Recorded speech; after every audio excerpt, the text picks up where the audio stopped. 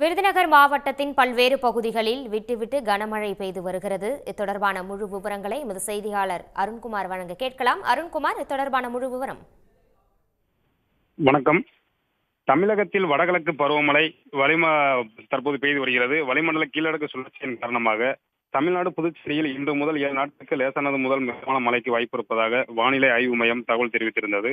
இந்த நிலையில் விருதுநகர் மாவட்டம் காரியாபட்டி மற்றும் அதன் சுற்றுவட்டார பகுதிகளான செவல்பட்டி, மந்திரி ஓடை, வக்கனாங்குண்டு, பிச்சம்பட்டி, நெடுங்குளம், கல்குறிச்சி போன்ற பகுதிகளில் இன்று காலை முதல் லேசான மழை பெய்து வந்தது. தற்போது இந்த பகுதிகள் முழுவதும் கனமழை வெளுத்து வாங்கி வருகிறது. இதனால் வெப்பம் தணிந்து குளிர்ச்சியான சூழ்நிலை நிலவி வருகிறது. இதனால் பொதுமக்கள் மகிழ்ச்சி அடைந்து வருகின்றனர். கனமழையின் காரணமாக ஒரு சில இடங்களில் முன்னெச்சரிக்கை நடவடிக்கையாக மின்சாரம் தடை ஏற்பட்டுள்ளது. மேலும் கிராமப்பகுதிகளில் மானாவாரி பகுதிகளில் விவசாயம் செய்துள்ள விவசாயிகள் இந்த மழையினால் மகிழ்ச்சி அடைந்துள்ளனர்.